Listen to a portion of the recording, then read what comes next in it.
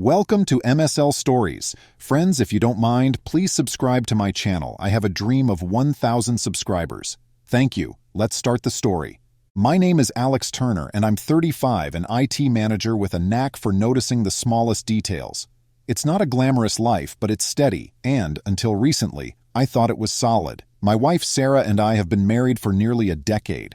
She's 30, sharp, and works as an executive assistant at a high-end consulting firm in the city. We have 2 kids, Lily and Ben, ages 6 and 4, who bring color into my otherwise routine-driven life.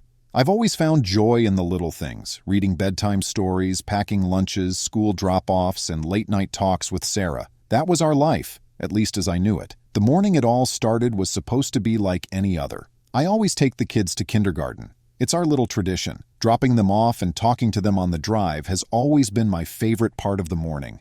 But that day, as I was buttoning my shirt, Sarah told me she'd handle the drop-off. Her tone was firm, almost urgent, which threw me off a bit. Sarah isn't one to break routines, especially when she knows how much these moments mean to me and the kids. But I shrugged it off, figuring she had her reasons. I'll admit there was a small part of me that wanted to question her. I wanted to ask her if everything was okay or if she needed help with something. But things had been tense between us lately, though I couldn't quite put my finger on why. Maybe we were both just busy, swept up in the tide of work, kids, and bills. I decided to let it go. It was a busy day ahead at work, so I didn't dwell on it. I watched her hurry out the door with the kids in tow, and for a moment, I felt a strange tug in my gut. Call it instinct or just a sign I was missing. Either way, I brushed it off. It's funny looking back on it how easy it is to ignore these tiny red flags, these small, unsettling shifts in someone you think you know. But at that moment, I dismissed it as just an odd moment. As I got into my car, I realized I'd forgotten my work phone back at home. It's not just any phone, it's my lifeline to the team, especially in emergencies. I glanced at my watch. There was still time before my first meeting. Without a second thought, I turned back. Little did I know that quick decision would change everything. When I got back to the house, I expected it to be empty.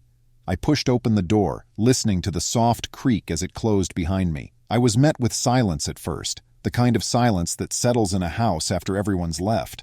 But as I stepped further inside, I heard the unmistakable giggles of Lily and Ben coming from the living room. My heart stopped for a beat. They should have been in kindergarten by now. My mind raced as I walked down the hall, each step echoing in my ears. I walked in and there they were, sprawled on the floor with their toys. They looked up and beamed when they saw me. The innocence in their faces nearly broke me right then, but I held it together. Confused, I knelt down and asked, "What are you two doing here? Didn't Mom take you to school?" Lily looked up, her innocent eyes wide as she explained, "Mommy said we'd go later. She got into a big black car with some man and said she'd be back in a few hours to take us to the mall." A million thoughts flooded my mind. A big black car? With some man? I kept my voice calm, not wanting to alarm the kids, but inside, a strange fury was already building. I forced a smile and gave each of them a quick hug before telling them that Daddy would take them to kindergarten after all. I drove them to school, trying to piece together what was happening. My mind was a blur, racing between shock, hurt, and anger. Sarah was meticulous about schedules and routines. She'd never leave the kids waiting like that, especially not with vague promises about the mall. I couldn't shake the feeling that something was off, deeply wrong. When I dropped the kids off, I forced myself to smile and wave goodbye, trying to keep the rising storm inside me hidden. I'd always considered myself a calm man, not quick to jump to conclusions. But this was different. Sarah was out there somewhere with another man, leaving our children to wait at home. The thought gnawed at me, each image it conjured more painful than the last. Deciding to take a wait-and-see approach, I went to work, but I couldn't focus. I kept glancing at my phone, half expecting a call from Sarah, an explanation, anything. By early afternoon, my phone finally buzzed. It was Sarah, her voice low and shaky, almost tearful. "Alex, I don't know how it happened, but the kids, they got lost. I thought they were at kindergarten, but I just got a call and they're not there. I'm so sorry.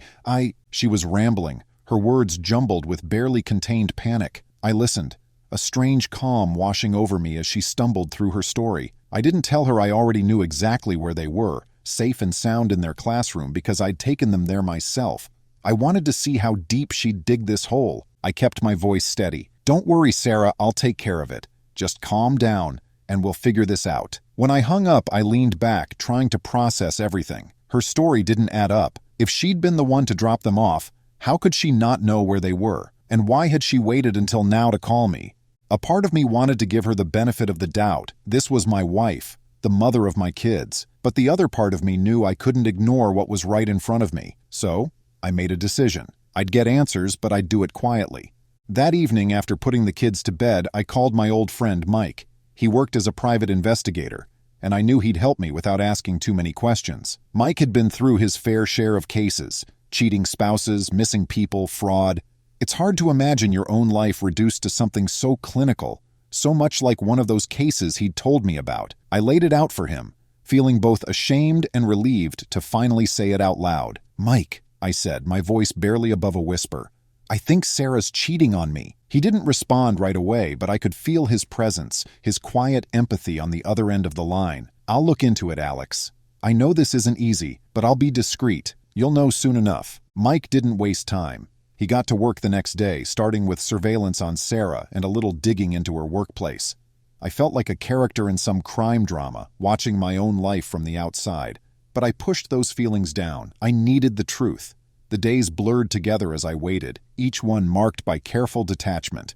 I came home every evening, had dinner with Sarah, tucked in the kids, and went to bed beside her, lying there, staring into the dark. Over the next week, Mike sent me updates, each one more damning than the last. Sarah was meeting her boss, an older man named Richard, in the afternoons. They'd take long lunches, often at secluded spots, sometimes even leaving town for hours under the pretense of client meetings. She had told me about Richard before. He was charismatic, the type who could charm his way out of anything. Now I realized just how much charm he'd been putting to use. The final nail came in the form of photographs, undeniable proof of her betrayal. Mike had caught them outside a hotel, laughing and leaning into each other like teenagers, oblivious to the world around them. I stared at those images, feeling a numbness settle in, followed by an icy resolve. I had my proof. Sarah was cheating on me with her boss. The decision was clear now. I wasn't going to confront her in a heated argument. I was going to make her regret this in ways she'd never see coming. With the evidence in hand, I knew exactly how I wanted to proceed. Confronting Sarah in a heated exchange wouldn't accomplish anything.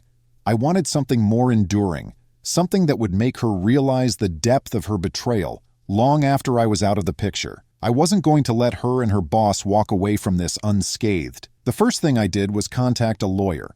I found one who specialized in high-conflict divorces and explained the situation in detail. He was sharp, thorough, and, most importantly, discreet. Together, we laid out a strategy that would ensure I had the upper hand. I started by adjusting our finances. I transferred my savings into an account under my name and began moving any joint assets that were legally mine. I also started documenting Sarah's behavior and actions with the kids, the way she'd been unreliable with them, the days she'd left them waiting, even small instances of neglect I'd overlooked before. Through Mike, I learned that Sarah's boss, Richard, was well known in his industry, respected but with a few whispers of extracurricular activities. This was valuable information.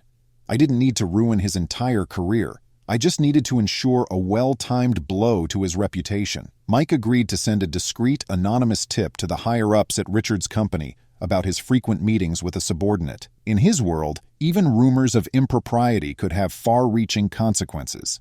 Every day I played my role as the unsuspecting husband, keeping my anger buried beneath a calm exterior. I'd decided on my path, and now it was all about patience. It was almost therapeutic in a way, to have this secret plan that only I knew about. For once, I was in control of the situation, and it felt good. The days that followed were a strange mixture of anticipation and control. I kept up appearances, treating Sarah with the same reserved politeness, giving her no reason to suspect anything was amiss. She had no idea that I already knew the full extent of her betrayal, or that I was quietly dismantling the life we had built together. I used this time to execute my plan down to the smallest detail. With Mike's help, I gathered every bit of information I needed to paint a clear picture of her neglectful behavior as a parent. Emails, messages, dates, and times, it was all there, logged and ready. My lawyer was impressed, and we finalized our strategy for the custody agreement. Given her documented neglect in my preparation, I knew I stood a good chance of securing full custody of Lily and Ben. Meanwhile, the anonymous tip Mike had sent about Richard's indiscretions had started to ripple through his workplace. He'd been called into a meeting with HR, and though he wasn't outright fired, his spotless reputation was already beginning to tarnish.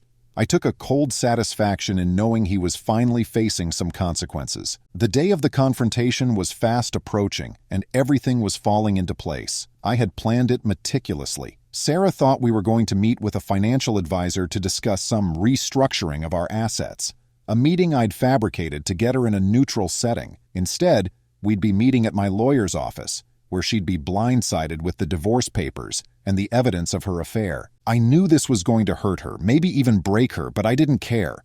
Her betrayal was complete, and my sympathy for her was gone. I wasn't interested in making her understand what she'd done to me. I wanted her to feel the consequences and know that her decisions had left her with nothing. The day of the confrontation arrived.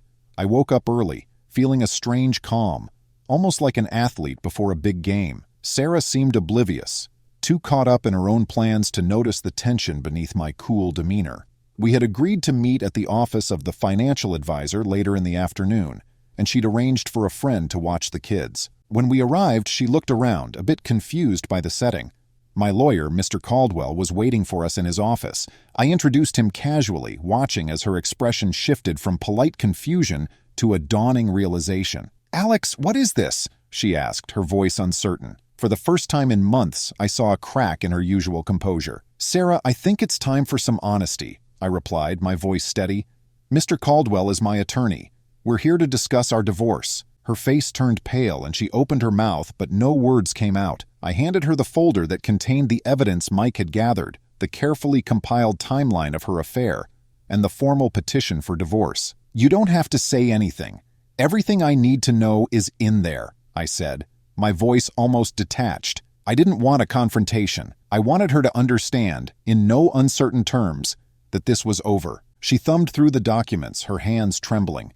The photographs, the timestamps, the receipts, all of it was there, laid out plainly. She glanced at me, her eyes wide, but I held her gaze without a hint of sympathy.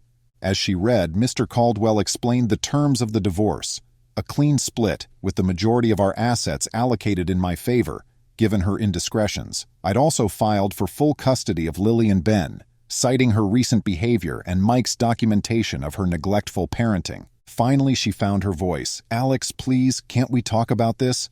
I made a mistake, but we can work through it." I cut her off, my tone final. "No, Sarah, you didn't make a mistake. You made a series of choices, each one taking you further away from this family. There's nothing left to discuss." The final blow came when I mentioned Richard's HR investigation. "You might also want to check in with your boss," I added, allowing myself a hint of satisfaction. "It seems his little secret isn't quite so secret anymore." Her face twisted with a mixture of shock and betrayal, as though I'd wronged her, but there was no room for sympathy left in me. When it was over, Sarah left the office in a daze, her world unraveling in the span of a single afternoon. I felt a strange, quiet sense of closure. She was out of my life, and I'd secured a stable future for my children. The vengeance wasn't loud or explosive, it was precise, like a cut made by a surgeon, removing the rot to leave only what was healthy. In the weeks that followed, I adjusted to life as a single father, focusing on Lily and Ben and building a life where trust and stability were paramount. Sarah's affair became a whisper in our neighborhood, and Richard's career never quite recovered. He was reassigned to a lower role, his authority and reputation chipped away. Sarah herself moved to a small apartment across town, her life reduced to the remnants of the choices she had made. As for me, I found peace in the simplicity of my new life. I didn't dwell on her betrayal or let it shadow my future. I had closed that chapter, and in its place, I had built something better, something real. I knew this wasn't the ending Sarah or her boss had expected. They'd thought they could act without consequence, but life has a way of catching up, of making people face the outcomes of their decisions. And as I watched my kids laughing in the backyard, I felt a sense of satisfaction, not because I'd gotten revenge, but because I'd taken control of my life, and in doing so, I'd secured a future for the only people who truly mattered. Thank you, friends,